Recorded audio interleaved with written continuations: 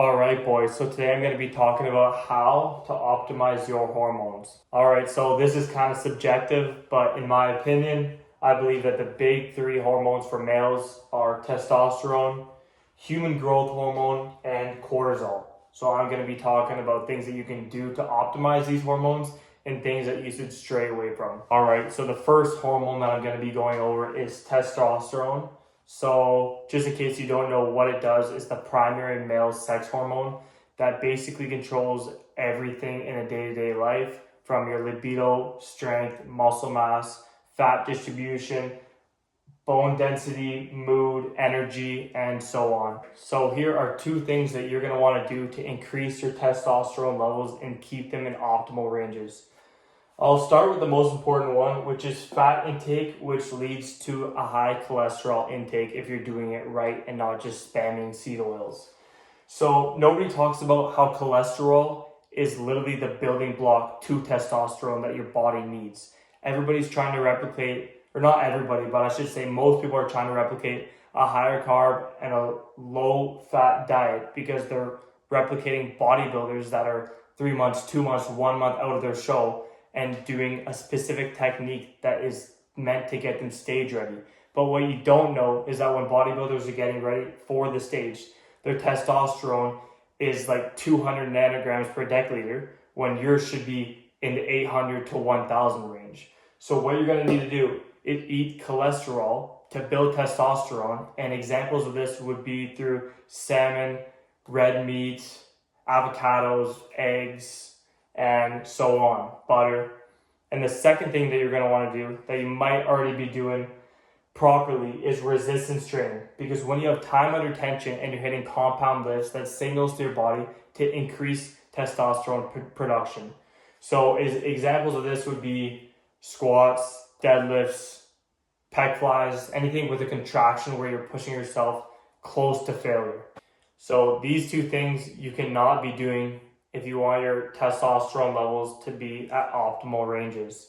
So drinking alcohol, even if you say you only drink once a week, 3 times a month, I don't care what it is, your estrogen levels are just going to be accelerating for absolutely no reason.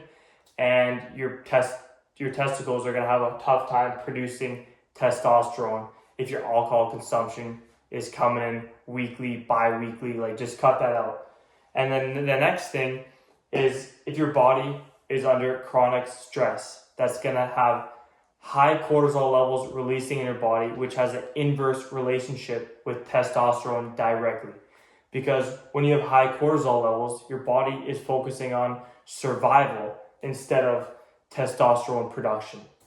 Alright, so the second hormone is pretty straightforward, and it's human growth hormone. So this is released during deep sleep and primarily in the first 2 to 3 hours of every single night. So that is pretty self-explanatory. Get 8 hours a night and you should be fine. And then the second thing that I honestly struggle with is intermittent fasting or not eating from 2 to 3 hours before bed, because that is going to spike your insulin, which directly blunts your HGH levels. So if you can have dinner and then go to bed 3 hours later and try to maybe intermittent fast and not eat first thing in the morning, this is going to be very beneficial for your human growth hormone levels. These are two things you want to stay away from if you want your body to release optimal human growth hormone levels. So the first being limiting your refined carbs. Refined carbohydrates are carbs that are stripped from their nutrients and fibers. So these being bread, pastas, fruit juices, these are taking the fruit in its original form and stripping it down into a juice with no nutrients and fibers, like I said. And then these lead to high insulin levels because just straight sugar, which, like I said before, blunts your HGH levels and production. And then the second thing is having a sedentary lifestyle, because HGH production is produced when you have physical output, and your body isn't going to have signals to produce HGH if you're just sitting around all day. So these are two things that you want to be staying away from. Cortisol is your stress hormone, and it's not going to go down if your body is consistently overwhelmed. So I'm not going to tell you 2 things to do to increase the levels and 2 things to keep it at optimal ranges. Instead, I'm just going to tell you what not to do, because you don't want it to be spiked all the time. You do need cortisol for testosterone production, but you need it to be minimal. You don't need it to be through the roof, and you don't need it to be 0. So first off, don't overtrain. If you're training for strength or hypertrophy in the gym for an hour, 5 times a week, during those sessions, your cortisol is going to be spiked. And then when you're done, it's going to slowly come back to baseline.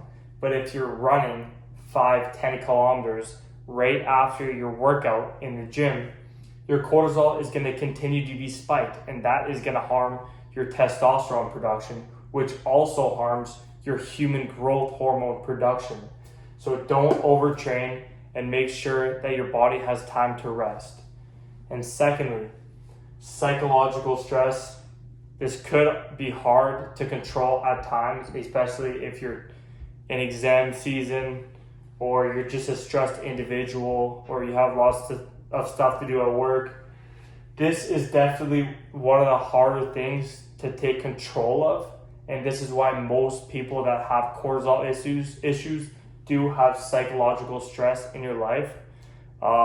So things that can help with this that I'm not experienced in, but I've heard good things, would be yoga, taking time to yourself, doing breath work, warm showers, not stimulating yourself with dopamine through your screen right before bed, having red light glasses so you can wind down naturally and not be affected by blue light when you should be getting ready for bed with melatonin production. These are a couple things that I just can think of off the top of my head, but you definitely need to experiment with what will help you psychologically, and that will lead to optimal cortisol levels and bring them down. So that is me covering the 3 most important hormones for male performance, in my opinion.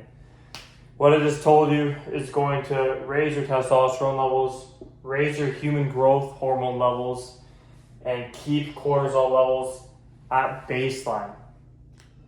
If you can take away one thing from this video, it is that you cannot drink alcohol every single week, and you need to cut that out as much as you can, because alcohol consumption is going to negatively impact you in each of these three sectors, which will just raise your estrogen levels, your hormones won't be optimal, and you will feel like absolute garbage most of the time. So cut out the alcohol and slowly implement the other steps that I told you about, and you will be feeling much better.